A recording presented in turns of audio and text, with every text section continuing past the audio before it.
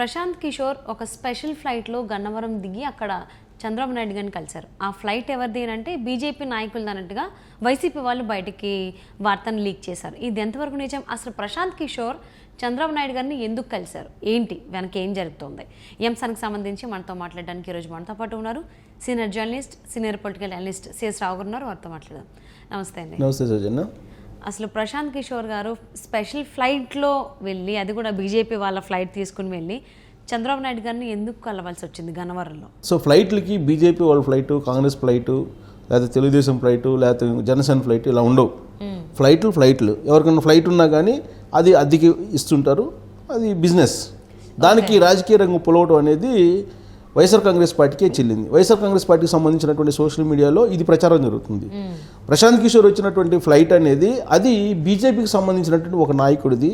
అది ఎవరిదంటే సీఎం రమేష్ ఒక ఫ్లైట్ ఉంది, ఆ సీఎం రమేష్ ఫ్లైట్ వేసుకుని వచ్చారు. ఎవరెవరు వచ్చారు ఆ ఫ్లైట్లో అని అంటే వచ్చినటువంటి వాళ్ళు నారా లోకేష్, కిలారి రాజేష్, ప్రశాంత్ కిషోర్, శాంతన్ సింగ్, ఎం శ్రీకాంత్, వీళ్ళు వచ్చారు. ఆ ఫ్లైట్లకి సంబంధించి కెప్టెన్ ఎవరంటే రమణ్ పంజ్వానీ, కెప్టెన్ సాగర్. రమణ్ పంజ్వానీ, కెప్టెన్ సాగర్ వీళ్ళు ఫ్లైట్ నడిపింది. సో అంత వచ్చినటువంటి వాళ్ళు 5.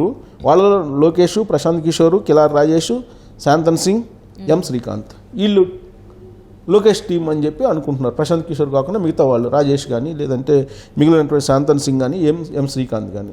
సో స్పెషల్ ఫ్లైట్ వేసుకొని హైదరాబాద్ నుంచి గన్నవరం వెళ్ళి, గన్నవరం నుంచి నేరుగా ఉండవల్లిలో ఉన్నటువంటి చంద్రబాబు నాయుడు ఇంటికి ప్రశాంత్ కిషోర్, నారా లోకేష్ వెళ్ళారు. చంద్రబాబు నాయుడిని కలిశారు.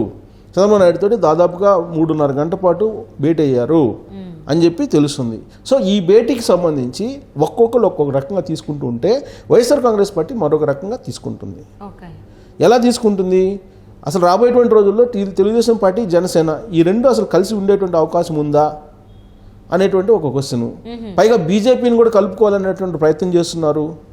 అందుకే బీజేపీకి సంబంధించినటువంటి ఎంపీ ఎవరైతే ఉన్నారో సీఎం రమేష్, ఆయన ఫ్లైట్లో వచ్చారు కాబట్టి అసలు ఆయన బీజేపీలో ఉంటూ ప్రశాంత్ ఇక్కడ తెలుగుదేశం పార్టీకి పంపించడం ఏంటి ఫ్లైట్ని అనేటువంటిది ఒక లాజిక్ని వైఎస్ఆర్ కాంగ్రెస్ పార్టీ తీస్తూ ఉంది. సో వాళ్ళ పత్రికలు కూడా రాశారు. వాళ్ళ పత్రికలు కూడా ఇవాళ దీని గురించే రాశారు. ఈ స్పెషల్ ఫ్లైటు ఇది బీజేపీ ఫ్లైటు. సో బీజేపీతోటి కాపురం చేస్తూ ఇంకో చోట ఇంకో ప్రేమ నడిపిస్తున్నాడు ఆ ఎంపీ. ఇలా అన్నీ రాస్తూ ఒక ఆర్టికల్, పెద్ద ఆర్టికల్ ఒకటి రాయడం జరిగింది. అది రాస్తూ మధ్యలో హరిరామ జోగిని కూడా తీసుకొచ్చారు. హరిరామ జోగిని ఎందుకు తీసుకొచ్చారు ఈ మధ్యకాలంలో? హరిరామ జోగయ్య ఒక 60 సీట్లు కావాలని ఒక లెటర్ రాశాడు జనసేన పవన్ కళ్యాణ్కి. మీరు 20కి 25 ఒప్పుకోవద్దు, అసలు మిమ్మల్ని ముఖ్యమంత్రిగా చూడాలని చెప్పేసి జన సైనికులు అనుకుంటూ ఉన్నారు. మీరు 20-25 పొత్తులో భాగంగా సీట్లు తీసుకుంటే మీరు సీఎం ఎలా అవుతారు? పైగా మీరు సీఎంగా ఇస్తే తీసుకుంటాం అంటున్నారు, కానీ నాకు కావాలని చెప్పి మీరు అడగట్లేదు. పైగా విజయోత్సవ సభలో, యువగళం విజయోత్సవ సభలో మీరేమో లోకేష్ని ఆకాశానికి ఎత్తేసారు. సో మీరు సీఎంగా చంద్రబాబు నాయుడిని అంగీకరించారని చెప్పేసి లోకేష్ చెప్తున్నాడు ఇంటర్వ్యూలో. అంటే మీరు అంగీకరించారా? చంద్రబాబు నాయుడిని సీఎం చేయడానికే మీరు జనసేన పార్టీని పెట్టారా అని చెప్పి అనుకుంటున్నారు జన సైనికులందరూ అని హరిరామ జోగి ఒక లెటర్ రాశాడు. ఆ లెటర్ని ప్రస్తావిస్తూ వాళ్ళ మీడియాలో, వైఎస్ఆర్ కాంగ్రెస్ పార్టీ మీడియాలో ఒక పెద్ద కాలం రాయటం జరిగింది.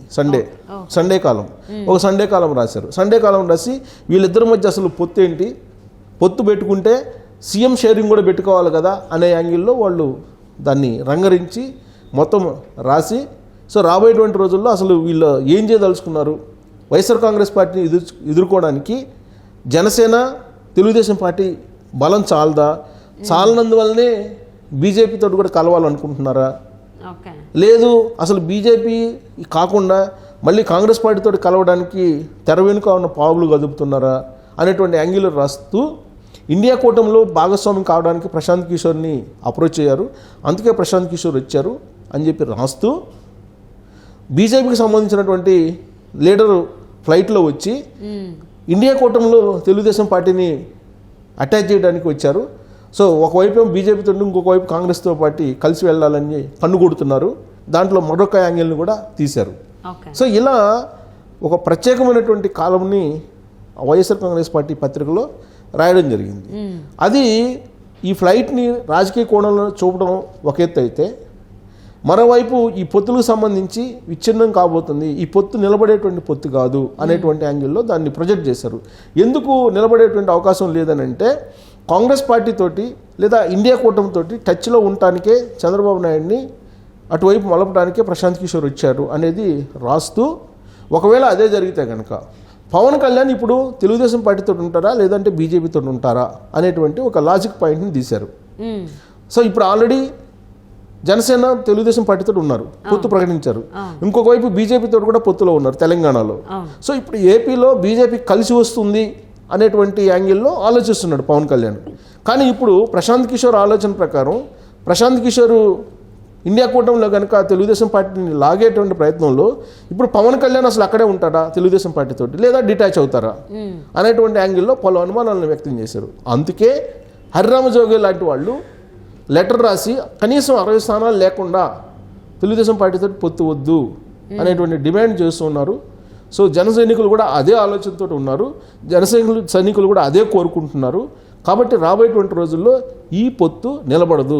ఒకవేళ నిలబడినా కానీ జన సైనికులు పనిచేయరు తెలుగుదేశం పార్టీకి అనేటువంటి యాంగిల్లో ఆ ఆర్టికల్ మొత్తం ప్రొజెక్ట్ చేసి దాన్ని ప్రశాంత్ కిషోర్ యొక్క భేటీని, చంద్రబాబు నాయుడు ప్రశాంత్ కిషోర్ యొక్క భేటీని భిన్న కోణాల నుంచి బయటికి తీసుకొచ్చి, ఇది నరేంద్ర మోడీ కన్నుగప్పి కాంగ్రెస్ పార్టీతోటి కన్నుగొడుతూ ఉన్నారు తెలుగుదేశం పార్టీ అనేటువంటి కోణంలో తీసుకెళ్లారు. అంటే ఒక అనుమానాన్ని క్రియేట్ చేసేటువంటి ప్రయత్నం చేస్తున్నారు.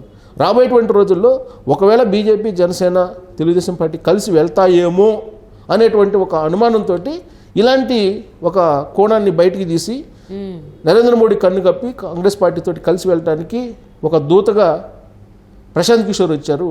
సో ప్రశాంత్ కిషోర్ జాతీయ స్థాయి రాజకీయాల్లో కీలకం కాబోతున్నారు. కాబట్టి జాతీయ స్థాయిలో కాంగ్రెస్ తోటి చంద్రబాబు నాయుడు కలిపేటువంటి ప్రయత్నం చేస్తున్నారు అనేది ఒక ప్రొజెక్ట్ చేశారు. ఎందుకు చేశారు ఆ ప్రొజెక్షన్ అంటే, వాస్తవంగా తెలుగుదేశం పార్టీ కాంగ్రెస్ పార్టీని వ్యతిరేకిస్తూ పుట్టినటువంటి పార్టీ, భావజాలాలు డిఫరెంట్. ఒకసారి తెలుగుదేశం పార్టీ కాంగ్రెస్ పార్టీ పొత్తు పెట్టుకొని తెలంగాణలో విఫలం చెందాయి. 2018 అసెంబ్లీ, 2019 లోక్సభ ఎన్నికల్లో విఫలం చెందాయి. ఆ రోజున కూడా జాతీయ స్థాయిలో కీలకం కావాలని చెప్పి రాహుల్ గాంధీ తోటి చేయగలిపారు చంద్రబాబు నాయుడు. టోటల్గా నష్టపోయారు ఆయన. సో అలాంటి పొత్తుతోటి ఎప్పుడు కూడా ఒప్పుకోరు చంద్రబాబు నాయుడు, ఎందుకంటే గత అనుభవాలు ఉన్నాయి కాబట్టి. కానీ ఈసారి కూడా కాంగ్రెస్ పార్టీతో కలిసి వెళ్ళడానికి, లేదంటే పరోక్షంగా టచ్లో ఉండడానికి, తెర వెనుక రాజకీయాలు నడపడానికి చంద్రబాబు నాయుడు సిద్ధంగా ఉన్నారు అనేటువంటి ఒక ఒపీనియన్ వచ్చేలాగా ఆర్టికల్ని వార్చారు ఆదివారం సందర్భంగా. సో దాంట్లో కాంగ్రెస్ పార్టీతో టచ్లో పెట్టుకోవడానికి ఇదంతా నాటకం ఆడుతున్నారు, కాంగ్రెస్ పార్టీతో జాతీయ స్థాయిలో ఏదో చేయాలని చెప్పి చంద్రబాబు నాయుడు ప్రయత్నం చేస్తున్నారు అని ఇన్ని కోణాలని వాళ్ళిద్దరు, అంటే ఆ ఫ్లైట్కి సంబంధించి ఫ్లైట్లో రావడం దగ్గర నుంచి వాళ్ళు జరిగినటువంటి భేటీ దగ్గర వరకు మాట్లాడుకోవడం జరిగింది. ఇంకొకటి ఏంటంటే, ప్రశాంత్ కిషోర్తో అసలు ఎలా కలుస్తాడు. 2019లో ప్రశాంత్ కిషోర్ రాజకీయ వ్యూహాలతోటి మేము ఎన్నికలకు వెళ్తే తప్పుపట్టినటువంటి చంద్రబాబు నాయుడు ఒక డెకాయిట్ అని చెప్పి ప్రశాంత్ కిషోర్ని వ్యాఖ్యానించినటువంటి చంద్రబాబు నాయుడు ఇప్పుడు అసలు ఎలా భేటీ అవుతాడు అనేటువంటి ఒక క్వశ్చన్, ఒక ప్రశ్న లేవదీయటం జరిగింది. అంటే ప్రశాంత్ కిషోర్ గారు తనకు తానుగా వెళ్ళారా, లేకపోతే ఎవరన్నా చెప్తే వెళ్ళారా, లేకపోతే చంద్రబాబు పిలిస్తే వెళ్ళారా? సో ఇప్పుడు ప్రశాంత్ కిషోర్ జాతీయ స్థాయి రాజకీయాల్లో కీలకం కావాలనుకుంటున్నారు. అంటే రాబోయే 2 రోజుల్లో మోడీకి ప్రత్యామ్నాయాన్ని ఏర్పాటు చేయాలనేది ఒక ఆలోచన ఆయనకి. దానికి నేరుగా చంద్రబాబు నాయుడిని కలవడానికి అవకాశం లేనటువంటి పరిస్థితుల్లో లోకేష్ ద్వారా వచ్చి కలిసి ఉంటాడనేది ఒక వర్షన్ వినిపిస్తుంది. లేదు జగన్మోహన్ రెడ్డికి ప్రశాంత్ కిషోర్కి బెడిసింది. సో తెలుగు రాష్ట్రాల మీద పట్టు కావాలంటే కనుక చంద్రబాబు నాయుడుతో కలిస్తే బాగుంటుంది అనేటువంటి యాంగిల్లో తెలుగుదేశం పార్టీ జనసేనకు సంబంధించినటువంటి ప్యాకేజీ వ్యవహారం అనేది సింగపూర్ కేంద్రంగా జరిగిందనేది వైఎస్ఆర్ కాంగ్రెస్ పార్టీ పత్రిక చెబుతున్నటువంటి మాట. అందుకే సింగపూర్ కేంద్రంగా చేసుకుని జరిగినటువంటి ఒప్పందాల్లో భాగంగానే ప్రశాంత్ కిషోర్ తాడేపల్లి వచ్చారు, తాడేపల్లి నుంచి ఆల్రెడీ ఉండవల్లికి వెళ్ళారని చెప్పి తెలుస్తుంది. సో ఎలాంటి డీల్ జరిగింది, ఈ డీల్స్ అన్నీ కూడా సింగపూర్ బేస్ చేసుకునే జరుగుతున్నాయి. సింగపూర్లో ఏదో ఆస్తులు ఉన్నాయి చంద్రబాబు నాయుడికి, వాటిని ఏదో పవన్ కళ్యాణ్కి షిఫ్ట్ చేస్తున్నారు అనేటువంటి యాంగిల్లో వైఎస్ఆర్ కాంగ్రెస్ పార్టీకి సంబంధించినటువంటి పత్రిక ప్రొజెక్ట్ చేయడం అనేది, ఆ ప్యాకేజీల వ్యవహారం కూడా ప్రశాంత్ కిషోర్కే అన్వయిస్తూ ఈ మొత్తం ఎక్స్పోజ్ చేయడం జరిగింది. దీంతో రకరకాల అనుమానాల్ని వ్యక్తం చేస్తున్నారు ప్రశాంత్ కిషోర్ అలాగే చంద్రబాబు నాయుడు మధ్య జరిగినటువంటి భేటీని. వచ్చాడనేది ఇంకొక వర్షన్ అనిపిస్తుంది. సో ఇప్పుడున్నటువంటి పరిస్థితుల్లో జగన్మోహన్ రెడ్డిని ఎదుర్కోవాలంటే, జగన్మోహన్ రెడ్డిని గద్దె దింపాలంటే ఆయన బలహీనతలు బలాలు బాగా తెలిసినటువంటి రాజకీయ వ్యూహకర్త ప్రశాంత్ కిషోర్. కాబట్టి ప్రశాంత్ కిషోర్ని మనమే అట్రాక్ట్ చేసి మనమే తీసుకుంటే బాగుంటుందని చెప్పి తెలుగుదేశం పార్టీ భావించి ఆయన పిలిపించిందని ఇంకొక వర్షన్ వినిపిస్తుంది. సో ఇలా పలు రకాల కోణాలు వినిపిస్తున్నాయి. బట్ వైఎస్ఆర్ కాంగ్రెస్ పార్టీ పత్రిక రాసినటువంటి కాలంలో మాత్రం కాంగ్రెస్ పార్టీతో కలపడానికి ప్రశాంత్ కిషోర్ వచ్చారు అనేటువంటి యాంగిల్లో ప్రొజెక్ట్ చేశారు. కానీ ప్రశాంత్ కిషోర్ బీజేపీకి కదా జనరల్లీ వర్క్ చేసేది. చేస్తున్నారు, బీజేపీకి కాదు. ఆయన ఇప్పుడు అసలు ఏ రాజకీయ పార్టీకి దూరంగా ఉన్నాడు. నేను రాజకీయ వ్యూహకర్తగా ఉన్నానని చెప్పి ఆల్రెడీ 2 years బ్యాక్ అనౌన్స్ చేసేసి ఆయన సొంత పార్టీ పెట్టుకొని బీహార్లో పాదయాత్ర చేశారు. పాదయాత్ర చేసి అక్కడ వర్కౌట్ కాదని చెప్పేసి మానుకొని ఇప్పుడు ఆయన ఏంటంటే జాతీయ స్థాయిలో మోడీకి వ్యతిరేకంగా ఒక కూటమిని తయారు చేయాలి బలమైంది అని యాంగిల్లో ఆయన వెళ్తున్నాడు. దాంట్లో భాగంగా ఆయన ఏదో ప్రయత్నాలు చేస్తున్నారు. బట్ ఆయన టీం ఏదైతే ఉందో ఆయన టీము ఆల్రెడీ వైఎస్ఆర్ కాంగ్రెస్ పార్టీకి పనిచేస్తుంది. అలాగే ఇక్కడ రాబిన్ శర్మ తెలుగుదేశం పార్టీకి కూడా వ్యూహకర్తగా ఉన్నారు. అక్కడ వేరే ఉన్నారు. అక్కడ ఋషిరాజ్ పనిచేస్తున్నారు. రాబిన్ శర్మ ఏమో ఇక్కడ పనిచేస్తున్నాడు తెలుగుదేశానికి. వైఎస్ఆర్ కాంగ్రెస్ పార్టీకి ఋషిరాజ్ టీం పనిచేస్తుంది. ఇద్దరు ఐపాక్కి సంబంధించినటువంటి టీమే. ఇక్కడ ఐపాక్కి సంబంధించిన టీమే. సో ఇప్పుడు ప్రశాంత్ కిషోర్ ఎందుకు వచ్చారంటే జాతీయ రాజకీయాల గురించి మాట్లాడడానికి వచ్చాడనేది వినిపిస్తుంది. దీన్ని వైఎస్ఆర్ కాంగ్రెస్ పార్టీకి సంబంధించినటువంటి పత్రిక విభిన్న కోణాల్లో దాన్ని రంగరిస్తూ మళ్ళీ చంద్రబాబు నాయుడు కాంగ్రెస్ గూటికి లేదంటే కాంగ్రెస్తో టచ్లో ఉండడానికి ప్రయత్నం చేస్తున్నాడు, వాళ్ళిద్దరు కలయిక అందుకేను అనేటువంటి ఒక కోణాన్ని లాజిక్ని తీసేసి ఇప్పుడు అది బీజేపీ వాళ్ళ ఫ్లైట్లో వచ్చి కాంగ్రెస్ పార్టీతోటి మంత్రాలు సాగిస్తున్నాడు అంటే వాళ్ళతో ప్రేమ నటిస్తూ ఇటు కన్ను కొడుతున్నాడు కాంగ్రెస్కి అనేటువంటి యాంగిల్ ఆ పదాలను కూడా ఉపయోగించారు. సో కాబట్టి అంటే వీళ్ళంత డ్యామేజ్ చేయడానికి ప్రయత్నం చేశారు ఆర్టికల్. అంటే ప్రశాంత్ కిషోర్ని ఎంత డ్యామేజ్ చేయాలి ఎన్ని రకాలుగా? ప్రశాంత్ కిషోర్ని కాదు, ఇక్కడ తెలుగుదేశం పార్టీని చంద్రబాబు నాయుడిని డ్యామేజ్ చేసేటువంటి ప్రయత్నంలో భాగంగా ఇవన్నీ చెప్పారు. పూర్వం డెకైట్ అన్నావు కదా, బీహార్ డెకైట్ అని చెప్పి అన్నావు కదా ప్రశాంత్ కిషోర్ని, ఇప్పుడు ఎట్ట కలిసావు?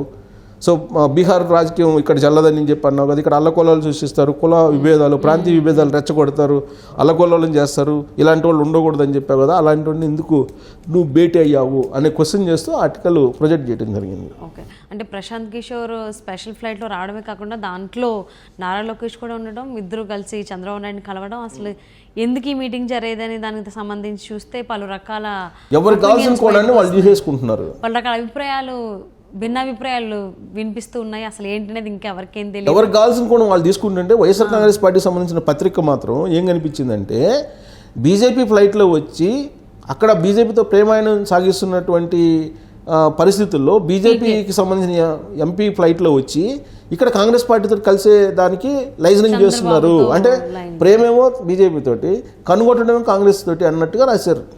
ఓకే, సో అందుకే అన్న ఎందుకంటే ప్రశాంత్ కిషోర్ ఆల్మోస్ట్ బీజేపీకి కొంచెం అనుకూలంగానే ఉంటారనే టాక్ ఉంది కదా ఇప్పుడు.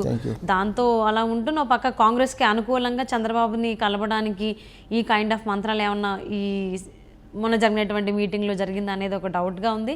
సో ఏంటనేది మనకి ఇంకా తెలియదు. దానికి సంబంధించి త్వరగా వివరాలు తెలిస్తే బాగుంటుందని చెప్పి ఆశిద్దాం. And thank you so much for spending your valuable time with C S Rao గారు.